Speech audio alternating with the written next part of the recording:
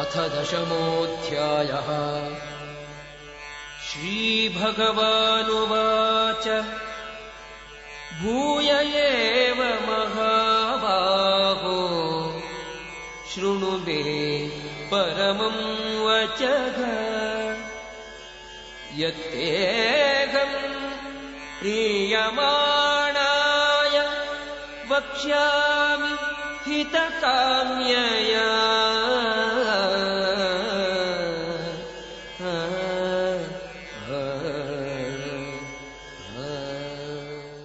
विष्णु गुरुदेवो महेश्वरः गुरु साक्षात् परब्रह्म तस्मै श्री गुरुवे नमः। सदाशिव समारंभां शंकराचार्य मध्यमां अस्मदाचार्य पर्यन्तां वन्दे गुरु परंपरा। ओम सकना भवतु सकनौ पुनक्तु सकवीर्यं करभावहै तेजस्विना वदीतमस्तु मा विद्विषावहै। ओम शांति शांति शांति। वासुदेव सुदं देवं कंसचाणूरमर्दनं देवकी परमानन्दं कृष्णं वन्दे जगद्गुरुं। प्रपन्न पारिजाताय तोत्रवेत्रैकपाणये ज्ञानमुद्राय कृष्णाय गीतामृतदुहे नमः। Namaskaram. I will start where the class just ended, on the glory of Bhagavad Gita. As just now we learned, it is Yoga Sastra as well as a Brahma Vidyana. Bhagavad Gita is a life instruction manual which helps us to understand the pursuits of life and the impediments in life and how to overcome that. That's why it's called a Yoga Shastra, to find a way to align with the Dharma. Therefore, it is inevitable that it should be a gospel for everybody in the humanity. It is also a Brahma Vidyam. It is Upanishadsu. So it is basically, it is giving the supreme knowledge of the true nature of Paramatma, which some call it eternally different from the Jivatma. Some call it that holds all the Jivatma as a part of the body. And those who dare with the Advaita say nothing that other than oneself. So the whole thing is so exciting and supremely mysterious knowledge is also in the Bhagavad Gita. Therefore, learning Bhagavad Gita is an important goal, an important necessity for us. Can it end? Can the learning ever end? It's pretty impossible to say that. Especially Bhagavad Gita, there is such a scriptural text. Every time you read it, you get a different meaning. The same words you learned from many teachers, but it gives you a different meaning. You know, there's one sloga which goes like, you know, it says when somebody has written something intensely, devotedly, said something or written something, and somebody reads it with the same inspiration of Shraddha, what happens is, in the words and the gaps between the words, the Saptartha Devatas are hiding. So when they find a sambhogam of a great disciple with Shraddha reading it, the Sabdartha Devata jump in front of him and dance, giving a new meaning. So that way, even the sayer, even the writer, even the author has never thought through that there is a meaning, there's potency there. Because the Shraddha, by the grace of God, a new meaning comes. That's why great literatures, epics like Tirukkural, Vedas, Mahabharatas, Sundaragatas, everything, if you keep reading and reading, you see a new meaning to it. So what I'm trying to say, therefore, never ever you can imagine that you have finished Bhagavad Gita class, you will learn it. A teacher will never say it, student will never say it. It is an eternal reading. Therefore, don't be ashamed to say, I am still learning Bhagavad Gita, because it is an Akshaya Patra. And it is also an exquisite elucidation, a sense of elixir of Vedas, Upanishad soup. In we call it pain in Tamil, nectar. Why honey is very special? Because honey is not cooked by some ingredients. It is collected from several beautiful flowers. The bees go to each flower, test it out, pick up the nectar, taste it. That's very important. Bees taste that honey. And then out of generosity, not keeping the honey for themselves, they bring it, save it for others. Therefore, what you cannot get from the flowers directly comes from the honey. Actually, when a guru teaches, what he does, he goes and takes so many bhashyas, so many signs, so many poetry. He brings it out and say, look, this is how it is. Yeah, honey is being presented to us. We are very lucky. You just sit there, listen and absorb and taste it. And here the honey is coming from Upanishad itself, the supreme secret itself. Therefore, the perpetual learning is something inexhaustible. It's like a kaleidoscope. When you turn, you get a different view. I remember my father was telling me when very young, when you read a poetry, Kambaramayana or anything, a sloga you read, he will say that don't go to the bhashyam, don't go to the meaning. You try to understand with your own learning and you will formulate a meaning. I tell you, that is the best way of learning. Because then you go and then learn from every teachers. What happens is that every time that when you go back and read it again, you will get new meanings, all building on what you learned. I'm building this because a repetition is the name of the game. Bhagavan Krishna is a master of art in it. He just says the same thing back in so many different words. So as to a not so careful reader, it's boring. He's just repeating it. The thing is, he's trying to give you a kaleidoscope where there are different perspectives of what he's saying. Therefore, we hear again, learn again. So chapter 10 is what we are going to go through it. It is totally impossible to talk about it in a short time. And also there is no need for it because we have gone through and completed a yajna. So the class that has been taken by Balaji for so many days, with so much of labor and love, has already imparted to us a lot of things. We know many things. So I don't need to go into the padarthams of each of the verses. But nevertheless, we should get an overall view of it. Because some of us may not have joined the classes from day one. They may have just jumped into the chapter 10. Therefore, we need to have something about this chapter 10 Vibhuti Yoga. So we focus on a few questions. So what is this Vibhuti Yoga? What is the context of this chapter? How do we interpret the Bhagavan's teaching? And of course, for a Vedantic student, it is very important. What is the benefit of it? Because you don't want to spend any time on anything, any learning, because every vidya becomes avidya if it is not going to help you in your spiritual progress. So what is the benefit? So Vibhuti Yoga, Vibhuti means, of course, we already know that. In many ways you can split this.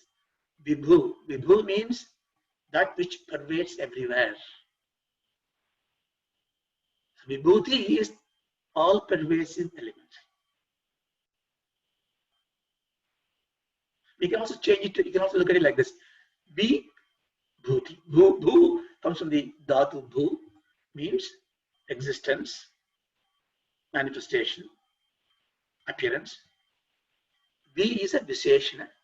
So Vibhuti is Visheshana Darshana, a special manifestation. Opulence. Of course, we say glory. I mean, English is sometimes a very poor substitute for many Sanskrit words. Glorification is the dictionary would say it is flattery, hyperbole, exaggeration to make something look grander than what it is actually is. So therefore, we can glorify, Mugastuti we can do to a king. You are Arjuna does it very well to to get something more from Krishna, you will suddenly, in chapter 10 we saw, oh Krishna, you are the great, can you give me something more? So we do that. But literally you cannot glorify God, because glorification is a hyperbole, an exaggerated statement.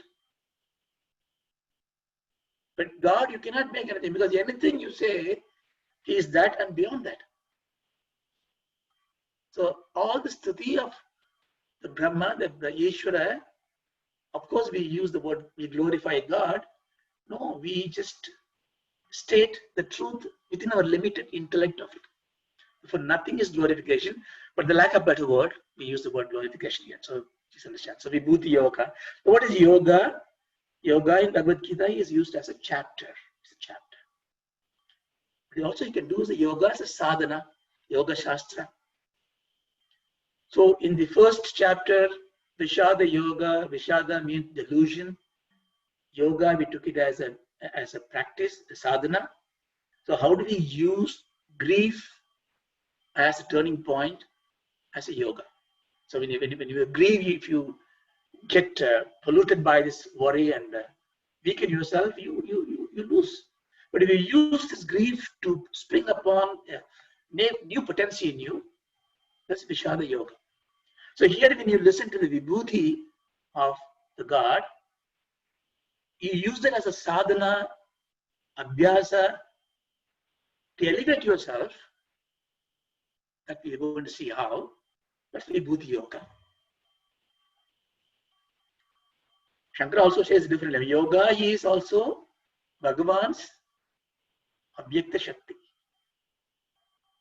Vibhuti, if you take a manifestation, revelation of his power, yoga is his potency of it. So much for this, the title. So that what is Vibhuti Yoga is about the opulence of the God. But why do we have to have this opulence to be known? That to asking Krishna, and Krishna goes on talking about it. We need to know why that he is doing that. And what is the context of the chapter itself? Where is the chapter 10 sits along this thing? And how do we take, here Bhagavan has not given, there are a couple of sentences, instructions given, surrender to me, you will be fine. But otherwise he was basically saying, I am the best of best. So how do we interpret from this? What the benefit we get? We try to finish it within this allotted time. So when you read the Bhagavad Gita book, I want to give you a context first. So generally, they'll learn to say the first 6 chapters are Karma Yoga, next 6 is Bhakti Yoga, and third is the Jnana Yoga. It's a very clear distinction, and you can find evidence for it because that particular aspect is more emphasized there. Karma is emphasized in the Karma Yoga part.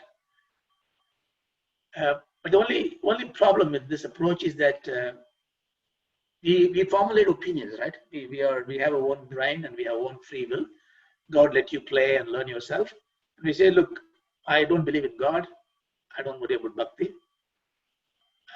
I find I'm an Oxford graduate. I have enough jnana. Karma maybe I think are interesting because I'm socially inclined. I want to help people. So Karma Yoga is fine. So I use the Karma Yoga path. Someone will say, I'm devoted to God. I have no time for social service because my time is spent 90% of the time, 95% of the time in God worshipping. I do this puja, that mantras, Sahasranama Parayana, Bhajan, Bhakti. Jnana, who wants it? God will give me everything. Fine. Bhakti is enough. Then there are those who say, don't worry about all this. Read the Upanishad, take the abstract philosophy, argue, find out, and it says you are the God, you are near to God, manipulate. So the risk, therefore, is that you started choosing a part of it, like cutting down this hearts into different parts, and I take this leg and you take this leg. That's not right. All these are not sanmargas if you take it as independent by itself. One leads to the other. One is important to have the other one there. In which bhakti and jnana will have a very close matrimony. But karma is the one which is the basic one we need to do, because God achieves two things by this. If you don't act, nothing happens. If He created the world and it needs to function it, everybody have to act. Therefore, before you talk about you worshipping me, He'll give a slap on your face. You don't come and do the puja, first go and do a job. Have you done your duty today? But there's no point in not doing your Swadharma. Dharma is, we already talked about it in the early classes. Your Nitya Karmanushtam and your Panchamahayagyam and your duty to the world. Then you go to the God. So therefore, this approach has got certain drawbacks if you're not careful. But as the Vedantic one, we need to look at it slightly differently. Of course, chapter 10 is in the middle of this second session. Therefore, we can take it is for bhakti. Absolutely. In Vedanta's approach, you can take the Bhagavad Gita, is Upanishatsu, Brahma Vidyana. Therefore, we should approach it. You see, it's called a confirmation bias. When you go to sit before the internet, Google and say, okay, what do I search today? You will be exhausted because everything can be searched. You want to go and find something, so therefore you go with a positive confirmation. This is what I wanted to know. For the Vedantic students, the pursuit is to know about oneself and the Brahman.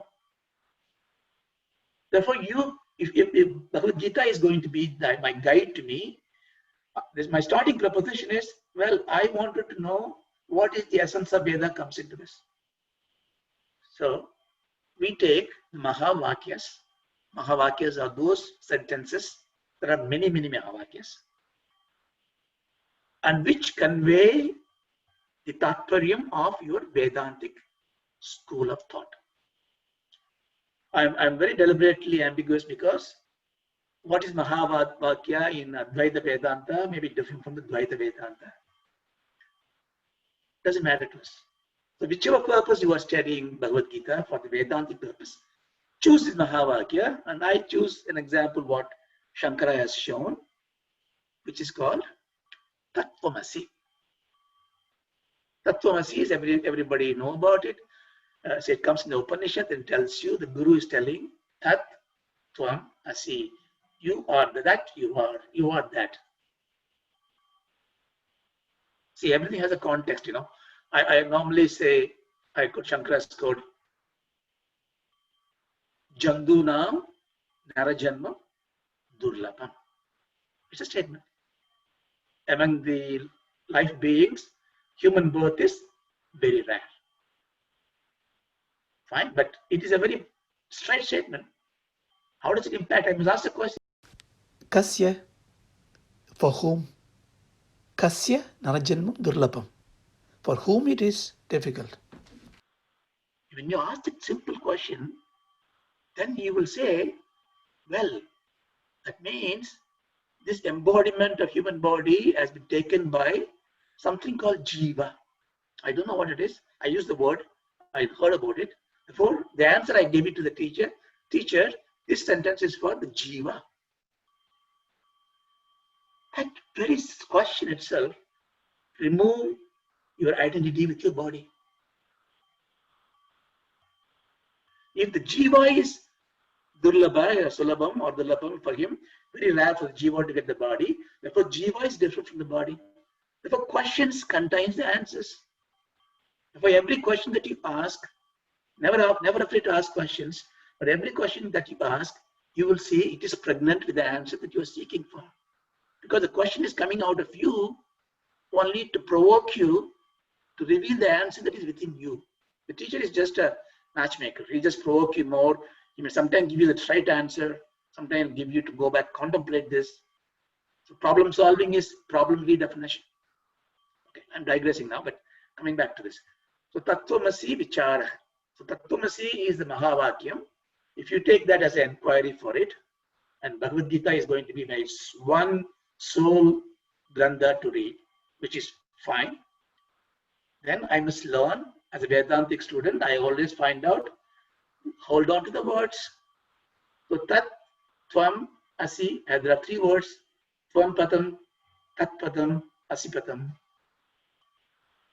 Then the Acharya shows The Tvam Pada Vicharam, the Jiva Vicharam, is in the first 6th chapter. Of course, there contains a lot more than that. Predominantly, if you read the first 6 chapters, it talks about the Jiva. Jiva means is what the duty to do. Duty is karma. The karma has to be done with some dispassionate mood, so on and so forth. You prepare the Jiva so that Jiva can ask the question, who am I? So Krishna is very cheeky, because he's cheeky not because he steals butter. Butter is your avidya. He takes your butter away from you. A slippery slope. He eats your avidya away, and he eats your karmas away like a earth. And the brave Yashoda opens his mouth and sees everything else. So like that here in the Gita, in the Tvam Pada Vicharam, the first 6 chapters, if you read again the Vedantic perspective, so how do we read this? You read that, you take the Bhagavad Gita as the book written only for you, only for me. This is very important. Bhagavad Gita is not a book for some scholars sitting somewhere, so we have an opportunity to buy it and read it. No. Bhagavad Gita is said to Arjuna. Arjuna represents humanity. That brave soldier on the battlefield asks sometimes even very naive questions so that he can provoke Krishna, so that he can get knowledge. Therefore, adopt, get, own Bhagavad Gita as your own book. It is for you. Every time Arjuna says I, it is you that you say I. Slowly it will change. Even what Krishna says I, it will become you saying the I. I'm giving a clue here. Therefore, whatever the vibhuti that Bhagavan is claiming, he asking you to claim, you are right for that. How can we do that? Today I'm just saying, who am I? I'm Raja. I'm so many years old. I'm doing this job, and I don't even know who I am. So first thing is to show Aham Jivosmi. So I must know first I am Jiva. Then only you can become Aham Brahmasmi. So I cannot climb the same way. Okay, Bhagavan Shankara says Shivoham, Shivoham. Because he's a Paramapurusha. So many such Mahatmas can climb that one. The point is, Bhagavan says, by saying that, look, I am that, I am that. When you keep saying this, you are saying I am that, I am that. How can I be that Vibhu? So to do that, you need to first get the grace of God. Because we are in the lower form of manifestation due to our avidya. Therefore, we must have some grace. So the bhakti, so to do bhakti, you must have somebody to worship. That worship is that pada, that God. Therefore, the 6 chapters, starting from 7 to 12, the Vedantic view, it is about giving you the Ishvara Swarupa. So you talk about only God. But remember, the reason why we talk about God, because we have a personal motive. I want to reach God, I want to be with Him, or I want to be part of Him, I want to be Him, or when I say Him, you take her, whatever. It's neutral gender. I need to really have a upasana, a contemplation. I need some form. I need an Ishvara Swarupam. Therefore, Arjuna is seeking Ishvara Swarupam in the second 6 chapters. Tat Pada Vichara. I think in this, I think no Vedantic school have any difference of opinion on this.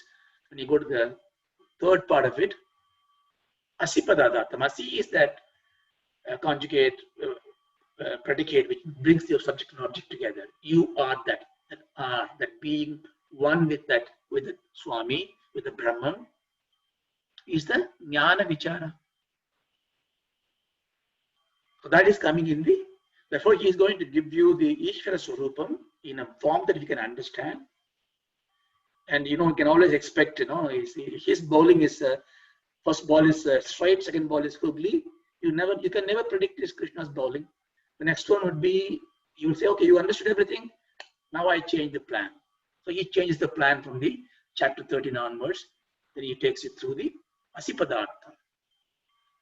So this is to give you a general context of how you approach chapter 10. Nature of Jiva, the first 6.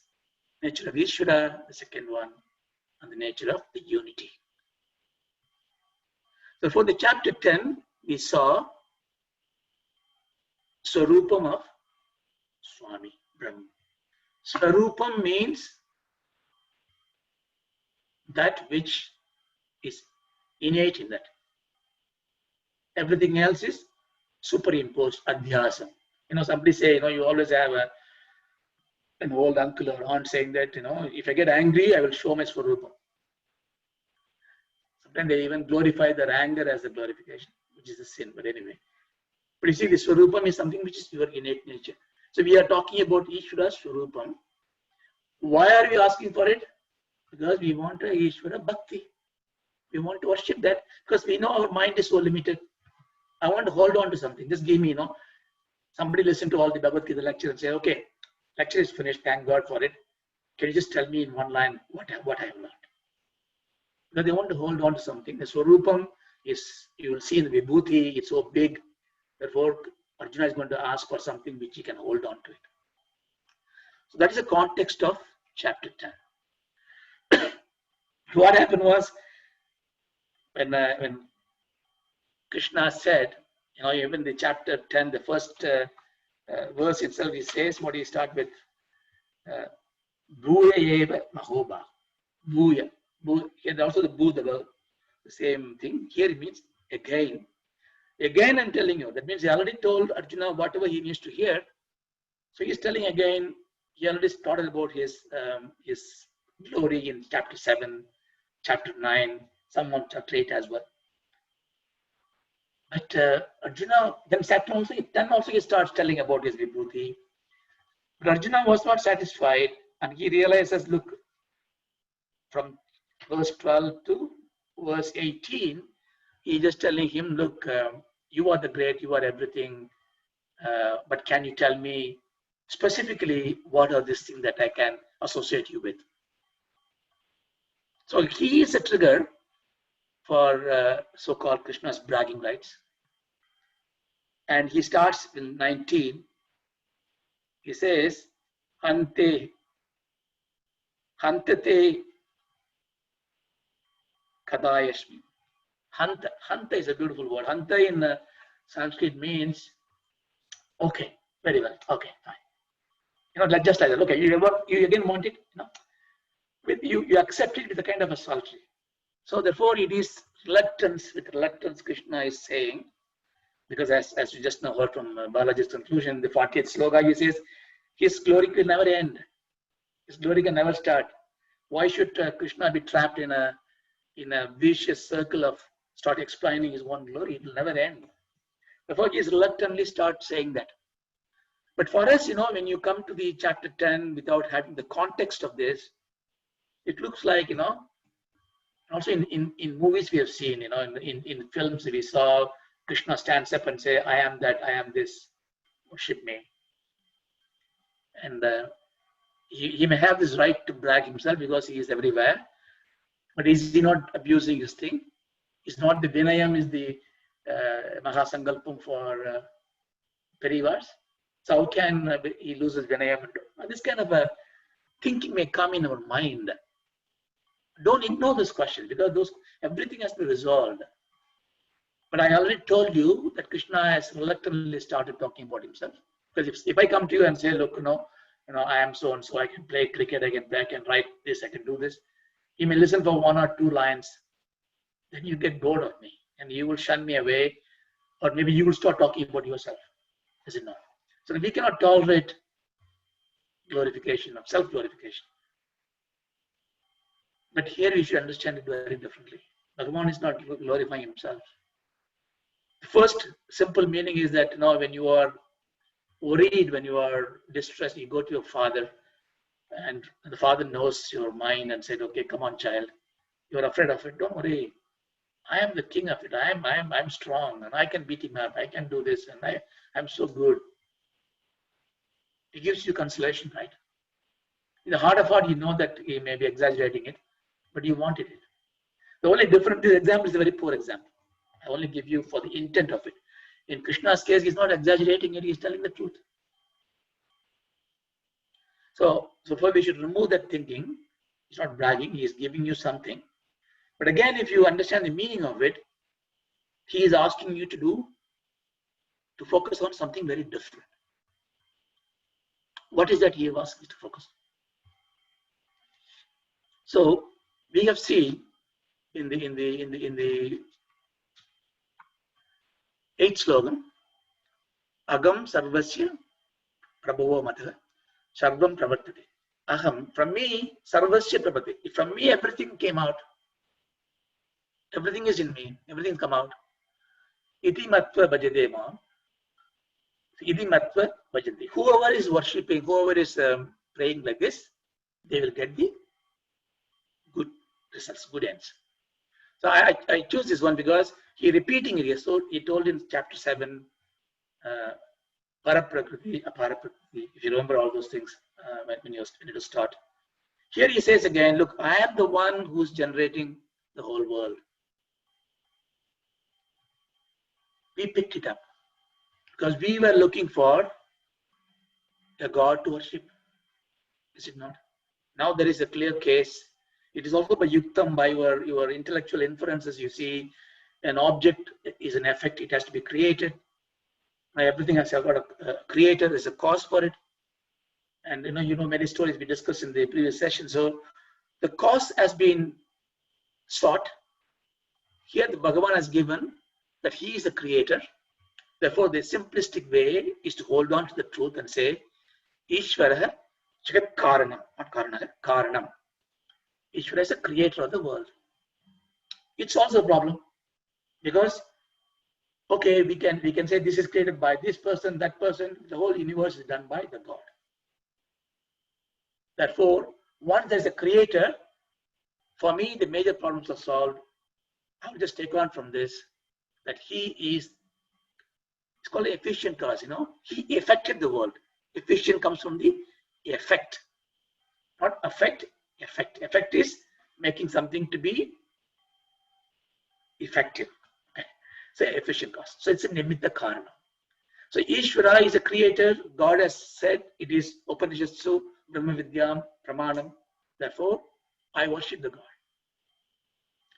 But then when you look at it, if you look at any of the creation in the world, because we always take the Sastra Jnanam, Sastra Pramanam with our Pratyaksha Pramanam.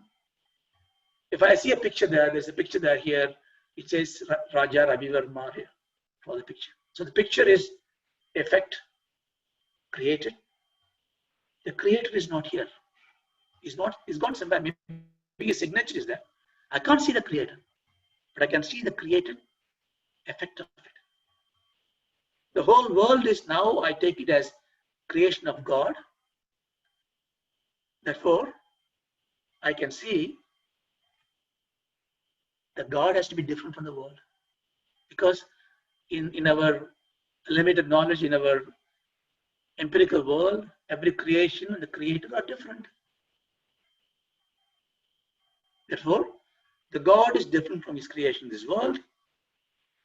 Therefore, he is outside the creation.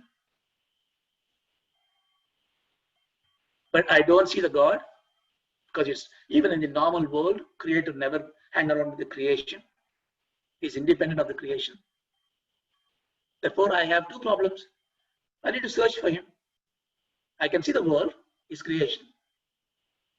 Creation is different from the creator. Therefore, God is not in the world. So I get into two problems. Ishvara is somewhere remote, beyond our world.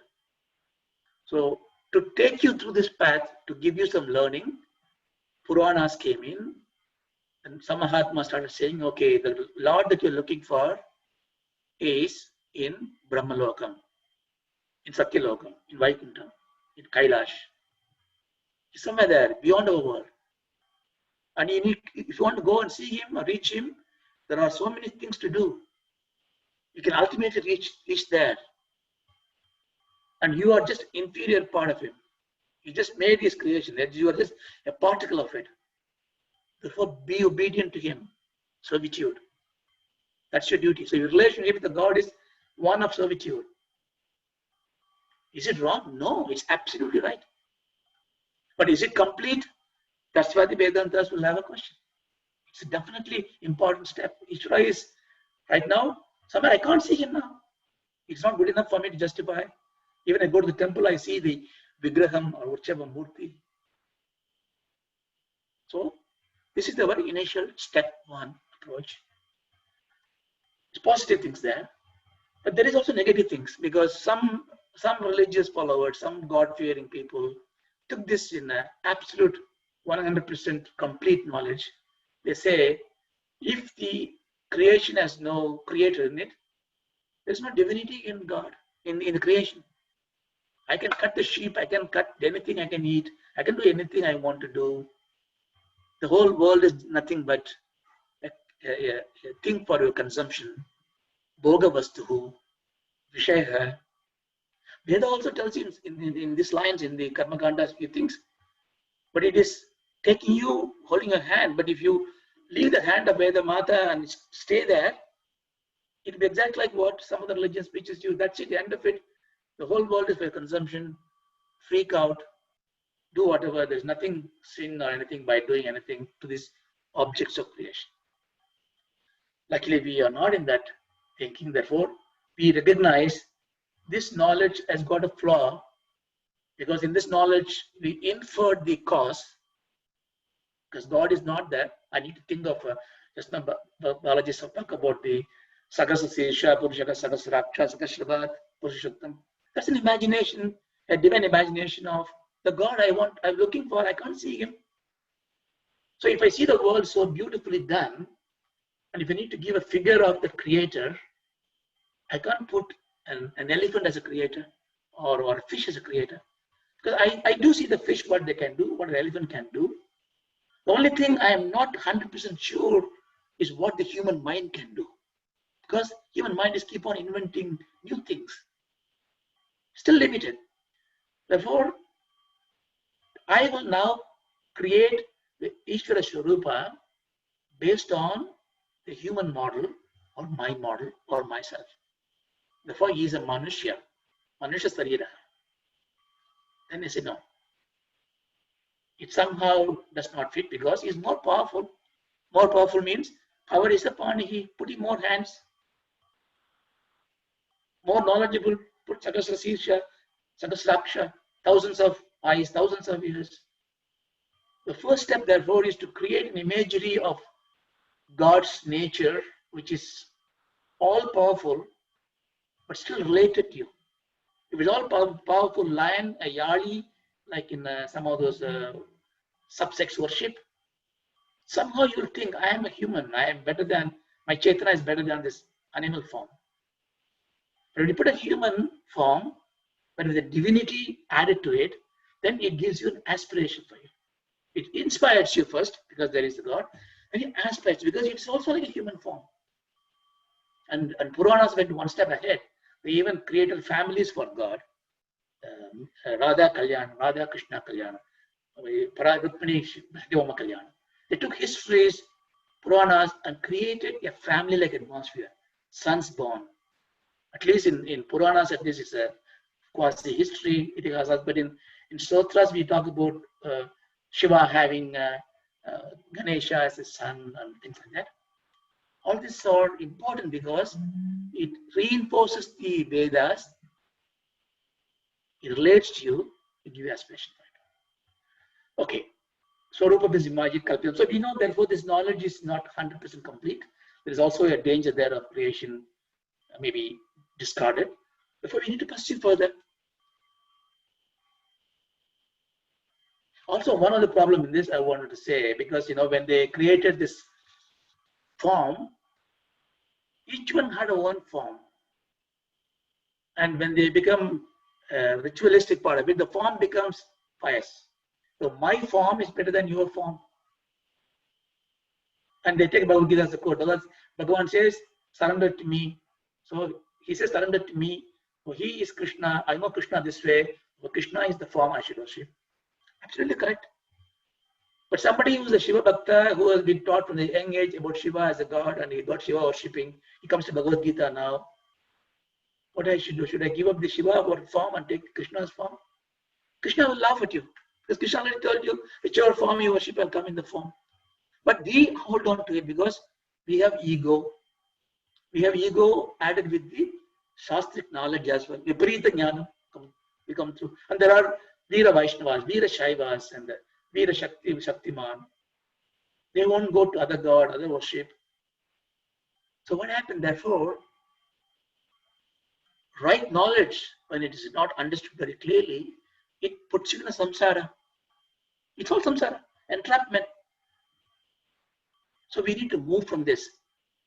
So, but even there, like I remember the Nammalvar's quote, Avaravar Tamadamad Haribari Bahibake, Avaravar Ireevar Adi Adaivar.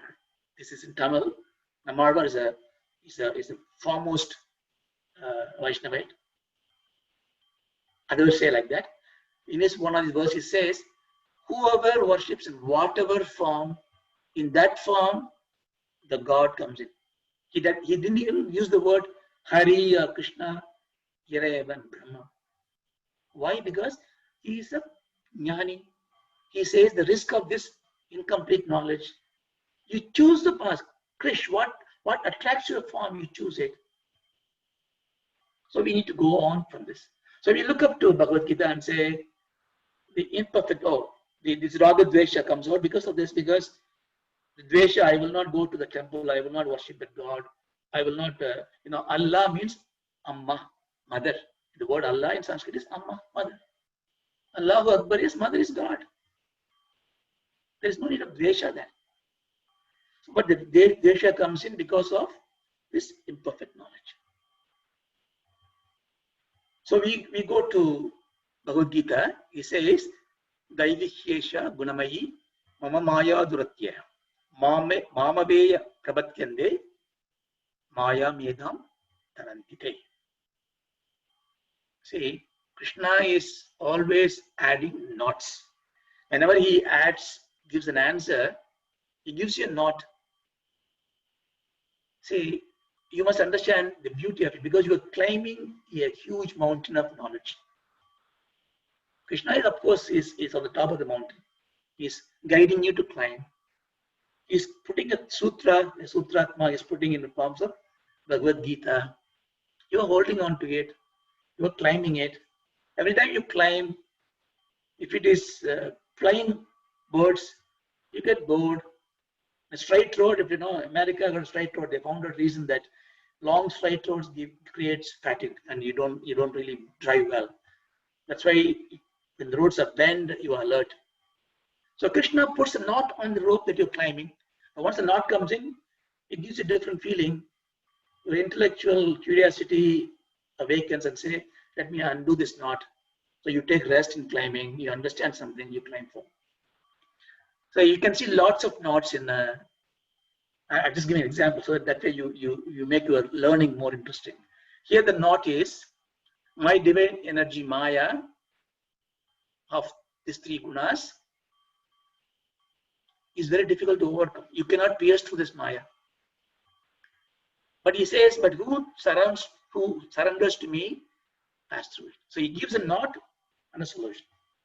So why you can't understand this, where I am, what I am doing, and how I am involved near you, how I am with you, all this you are not able to understand because it's a Maya. This Maya is his word, which Shankara took it and gave a very different definition for it. But he also gives a solution. If you don't dare to unknot this one, that's fine. Just surrender to me. I'll take care of it. So it's an assurance. I given a Rubik cube to solve it. I tell the child, if you solve it, I'll give you a chocolate. Even if it doesn't solve, I'm going to give it to him. He knows it. I know it. But I give a challenge to him.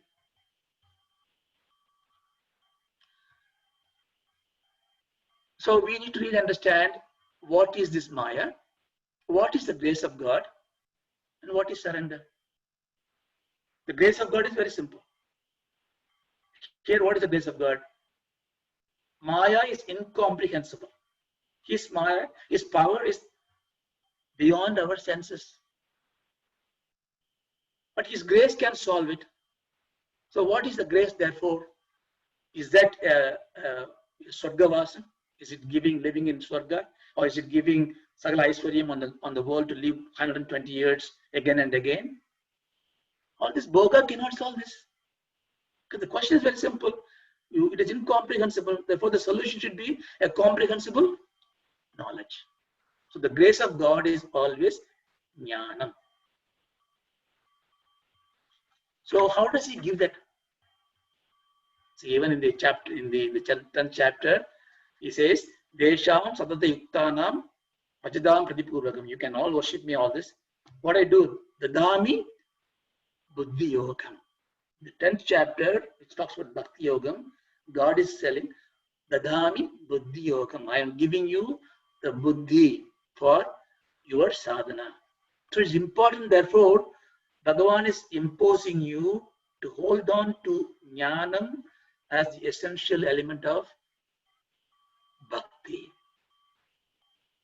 Bhakti without Jnanam, Jnanam without Bhakti, it's no good. Both comes from the God. But how can I can't even see God. I don't even know the name or form of the God. I don't even know how to worship Him. He hasn't told me yet. How am I going to get this jnanam? So who gives you jnanam in this world? Father, mother, mitrus. But whoever gives jnanam is called the Guru. Is it not?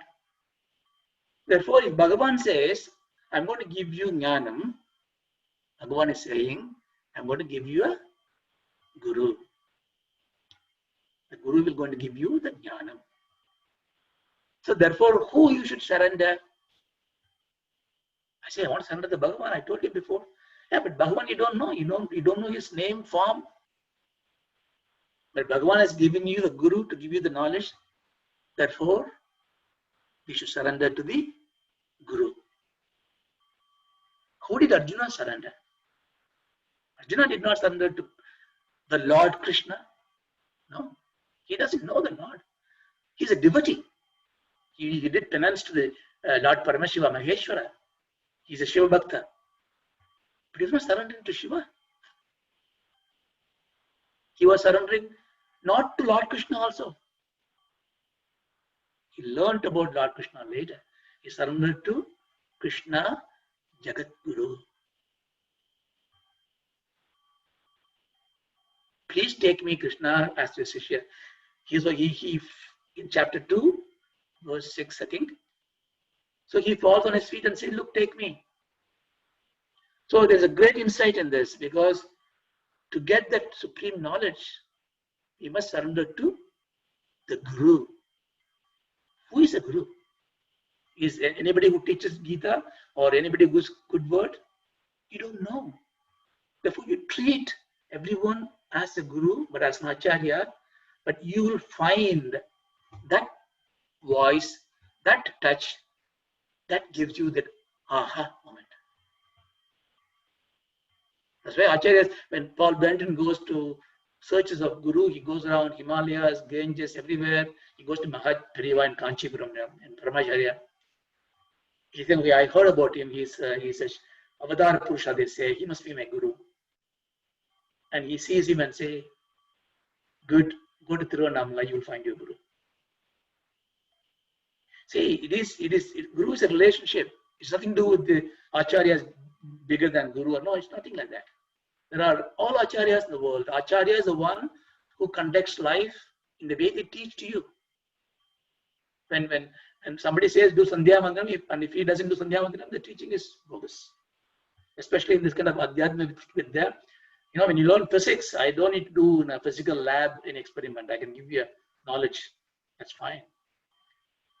So Acharya's role is to practice what they teach. Guru take exalted position and Guru studies the Shishya. Guru knows everything, but Guru studies the Shishya and give the Shishya what is needed. So in this one sloga, in this knot, if you want to unknot it, it basically tells me, I do not know Maya, I cannot understand Bhagavan, therefore my intellectual pursuits have to have a limited scope. But I can find that in a Guru. Therefore, I must seek the Guru and I must surrender.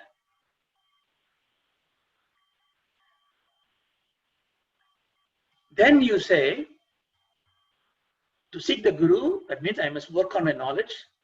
To go to the best school, you prepare the entrance exam, right? You want to write an IIT exam, you need to prepare the entrance exam. Therefore, you start working your mind. I know God told me that He is the creator of everything. By the way, God, how did you create those things? What is the material you used? You need to have something to create. And you create this before creation. Therefore, this world of material must have come from somewhere. And if I say that was there before God, there's a problem there. It's called Prakriti. But one says Prakriti. It's Anadi. Anadi means beginningless. We use the word Anadi to say beginningless because it is many time back, which you cannot put any fixed to it. So if Prakriti is different from God, as all materials, all the world's inventory is piled up in some place, and God comes, okay, I find a material now, I create the world. Why do I care about that God? Because He's not all powerful. Therefore, if the Prakriti is independent of Jiva, this is where I think you should understand the Dvaitam of certain Vedanta school and certain religion is this. Prakriti and Purusha, they take from the concept that there are two different things. They are Anadi. Of course, Vedas is Anadi, but there's a different context. But they are Swatantra. Vedanta says Prakriti doesn't have Swatantra. Paratantra. Both Advaitam and Vishavadam says Prakriti is not independent. But the Dvaitis will say it's independent. It is there always. You can't question it. But we're not going there anyway. But we cannot accept that one. We say Prakriti should be in the Ishvara itself. If it is within him, it's not away from this, then I resolve this problem of, because I need to then go for two causes. How did Prakriti come? I already got one big problem. How did God come? So I don't want to have another problem. If I take the Prakriti is part of God, it is in God, which means God created the world out of himself. Right? How can it be done? The example is given in Upanishad is a spider. The spider takes out its own saliva or the chemical in it and builds a web, uses it in its empirical world, and then take everything and swallows it. In Chandogya Upanishad, it's called Tathalan. Tathajalan. That means that Brahman, Ja is born, La means lion, dissolution, An means living. Tat, Ja, La, An. Tathajalan. So now we get a better answer now. We have no problem with God is finding the material issue. God has got the material from himself. Therefore, God has become the world. So the theory is God is a material cause, the Upadana Karanam. We studied about this Karana Karya in the Vedantic class before. He becomes the Upadana Karanam. We will not go into great detail here. The Upadana Karana means in the effect, you can see the cause. In the pot, the clay is there. Clay is the Upadana Karanam for the pot. In the curd, milk is there, but it is no more milk. It's become, so there's a kind of a Parinama Upadana Karanam. It has changed the shape of it. Now this is further into great final discussion. We can have it another day. So here Upadana Karanam, God becomes the world. Therefore, in every part of the world, there is God in it. So it solves one of my problems. I don't need to go to Vaikunta, to Kailasha, or anywhere, because God is in his creation. Therefore, I must see God in every creation. It looks simple, right? The moment I turn back, I see a person who I never liked. So I show Raga Dvesha. What happened to my learning? I just saw God is in every cause of it. Well, this is a bad person. But God says in this 10th chapter, I am the greed, I am the death, I am the best in the gambler. He not only says I am the best of everything, he also says I am the worst of everything.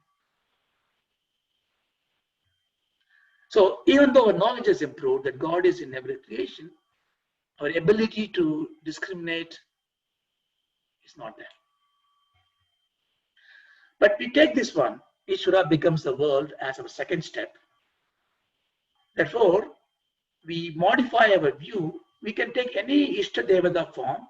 You can choose any God you want it. But I see the same God in everything else. So therefore, I go to this, say I'm a Vishnu Bhakta, I go to this Murugan's temple. You know, naturally in a mouth come Hare Krishna, because I am a Krishna Bhakta. But I see Lord Muruga, then I'll say, oh Muruga, I'll say Hare Krishna. Nothing wrong with this. Same way the other way, because you see what you want to see in every form. Because you see God is in everything. Therefore, he is both the material cause and the efficient cause. Abhinna nimitta karma. Abhinna means without difference. Therefore, we can, for the Ishvara Swarupa, therefore, we can focus on the Upadana karma. Because the efficient cause is very difficult to find. I cannot find the potter, he made the pot. I can't find Raja Ravi Verma, he is gone. Therefore, the efficient cause, I leave it there. But I look at the Upadana karma. But what is Upadana karma? The Lakshana, there are a lot of Lakshana for it. Kalatreye yat asti tat Upadana karma.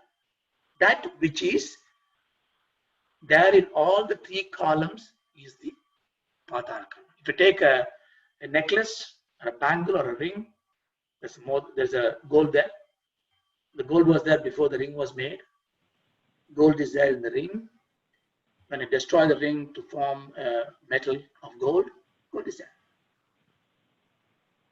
So therefore, this kind of change from cost to the change. When you take a milk to curd, no matter what I do, I can't get back to the milk. There's a parimana change, parimana vikara. But there is another change where the gold comes in. It's called vivarta vivara. The effect is a different form and name, but not the cause. It's very subtle idea here. Just hold on to it. A lot of questions may come in your mind. We will discuss it in great detail later. So vivarta vada is basically an effect can come out of the cause, still retaining its swarupa. Because if you do not have this, hold on to it, then if you take God creates from his body the world, then God is undergoing change. Some schools say that's fine for us. God is infinite source. He can decide to make change of himself. But change is nothing wrong with change. So what God changes, we still worship him. That's fine. We can stop there.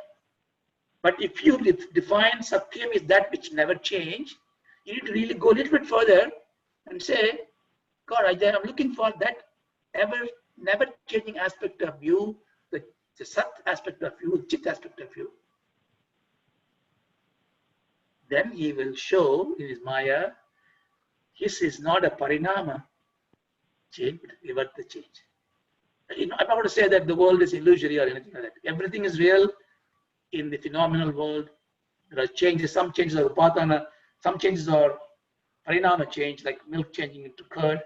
Some are like vivarta change, where it is gold change to necklace. But when you search for the cause, you look for the cause that is not changed. Therefore, we get a positive lesson, Sarvam Vishnumayam Jagate. Everything is, God is in everything. Therefore, we improve our things. So we don't need to worry about, even though it's animittam, we can still maintain the creation of God that we have done, the form, we can hold it. We have no ragadvesha, because we now understand everything is same. But because there can be many such forms, there are innumerable forms of that. Again, still it is not perfect. You know why? Because the forms are limited. Any form is limited. I can put 1,000 hands, 2,000 hands, or I can build a huge Shiva Linga, but I can still go around. I can do protection. I can come around. I can tie him in my embrace. God is limitless. Limitless becomes formless, is it not? Because the moment you draw a picture, there's a boundary. So we don't want incomprehensible God. Therefore, we started creating Ishvara Swarupa. But now we realize that it is not adequate. Therefore, we think about what happens to the limitless form. Do we have to seek the knowledge? Should I not just stop here and just worship God? This is all taxing me, Brian. Now I was happily doing Sundays bhajan and Sahasranama, Sostra Parayanam and Naivedyam and meal and go. Now the Sunday classes come in. It's provoking me to think very differently. Do I need all this? So we take Bhagavan's answer for it. He says, Sarva Bhutani Kaunteya Prakritim Yanti Mamikam. Kalpakshaye, Kalpakshaye, and the world is ending. Punasthani Kalpadau Sujamya. So in 9th chapter he told, don't worry, you just enjoy the life. Because everybody will come to me.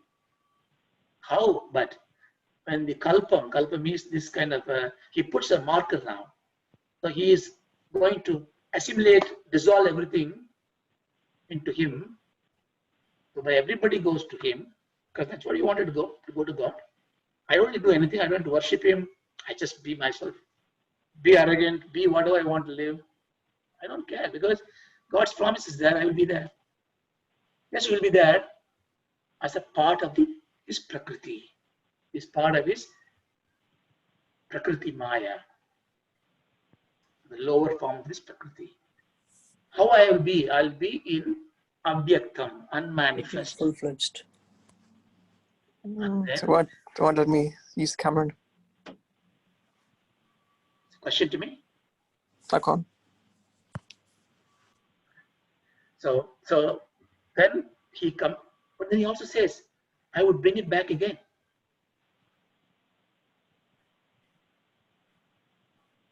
So we cannot therefore sit on our laurels that we don't need to have this knowledge, we don't need to seek the knowledge. Then what will happen is, yes, I'll go to this Abhyakta state, Vyakta state, come back again, go back again, come back again. Therefore, I am still in this samsara. No matter which loga I go to, Kailash I go, Vaikuntha I go, it is all in a kalpa, everything is dissolved. In whatever state, glory, whatever virtues that you have, you hold on to it because that's in a Suksha Sarira, which you will see in the Vedanta class. But when it Vyaktam, you come back again. That's why we don't accept the Darwin state of evolution. Everything is there in instance. Then the life continues. That's why we call it Anadi. It is eternally recycling it, but not in a supreme way that we want it to be.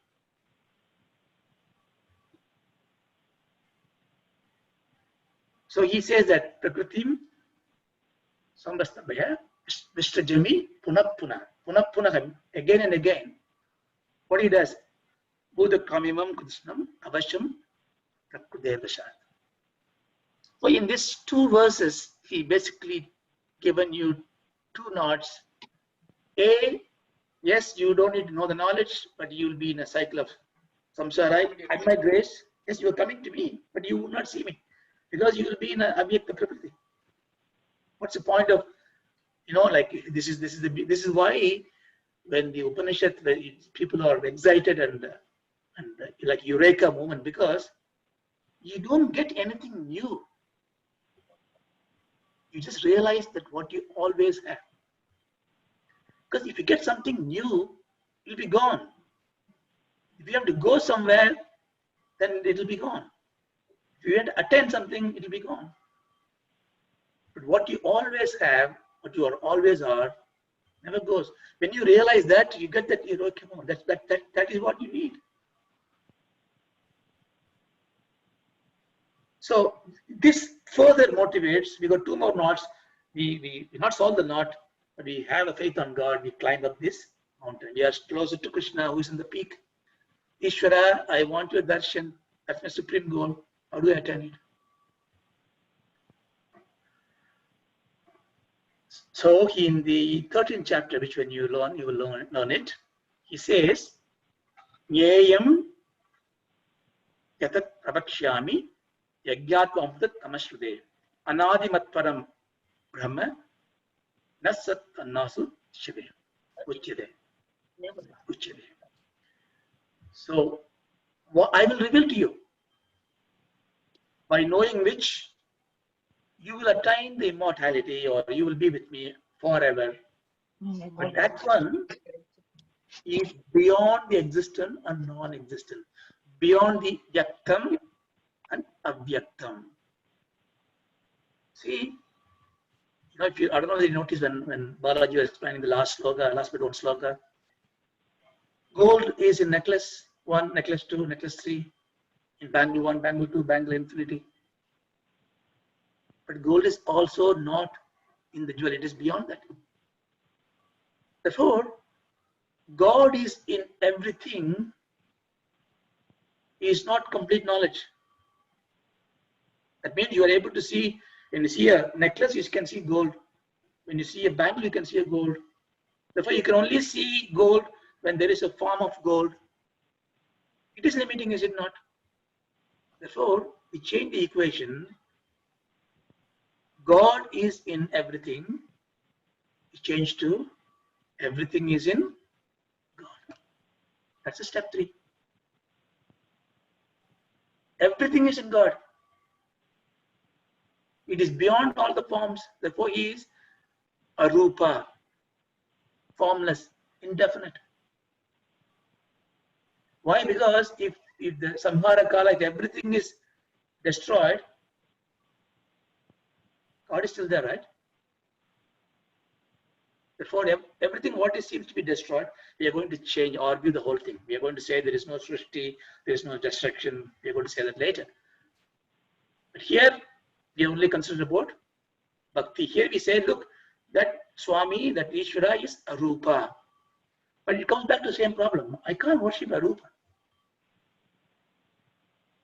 But if it is arupa, he doesn't undergo changes because he is outside it.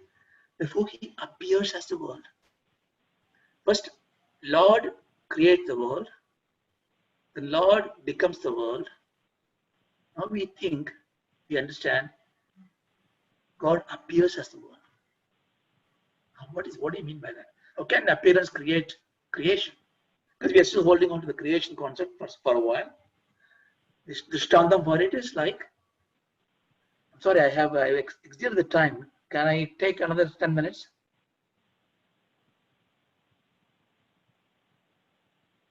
Sorry, no, my system is crashed, so I am using my wife's one. So anyway, carry on, please. Okay, just 10 minutes, I'll finish it. I was just dragged away, so okay. So Ishvara appears as a world. Again, this is confusing to us, so please give me a simple one. He says, don't worry, tasmat sarveshu kaleshu. Therefore, all the time and all places, you just worship me. Put your mind to me. All this knowledge will come to you. So this is what Arjuna was told. But we must understand why we don't have naturally this talent. You know, if God is there, why are we not endowed to see God in everything? This Ishvara Drishti, the ability to see God in everything, is compromised because of the Karana Drishti is gone because of the Kama Drishti.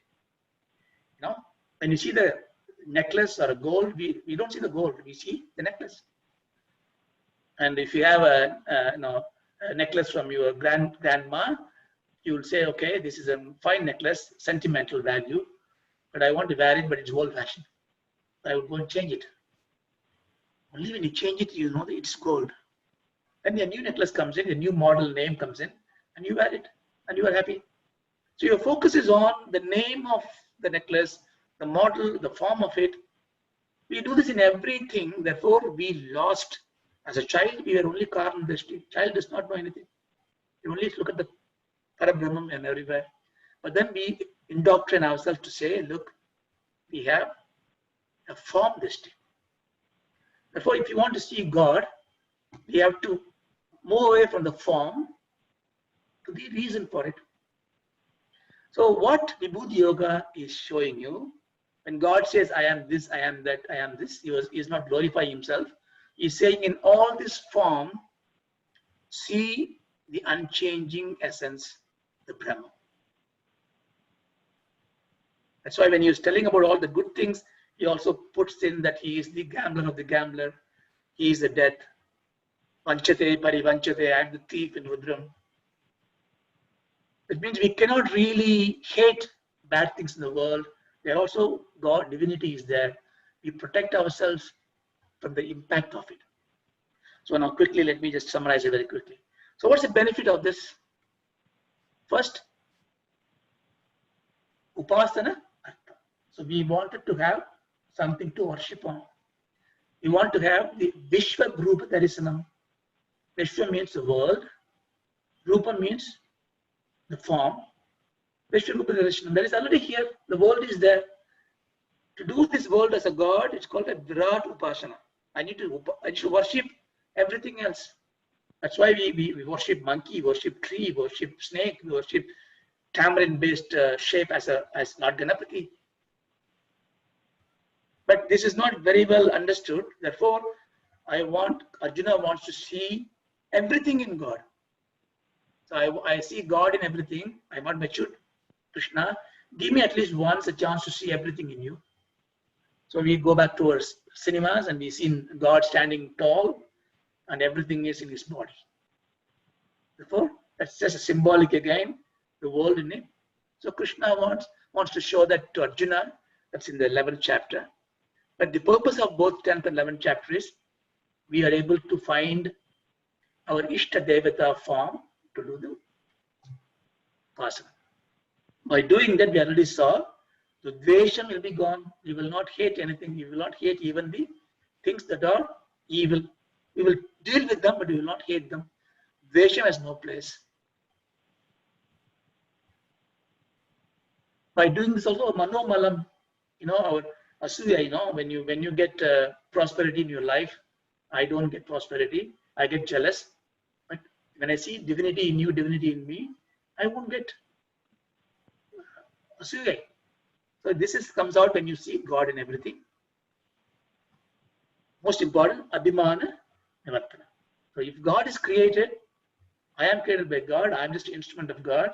So I did it, that Abhimana will be gone. So these are all, you can go on with many benefits. These are all general benefits you can see and attain. But for the Vedanti disciples, there are two important benefits. First one is Dvanta Nivartana.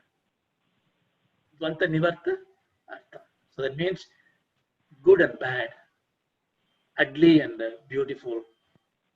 We don't see any difference. It gives it the Tiksha, one of the important qualities we need for Vedantic Jnana.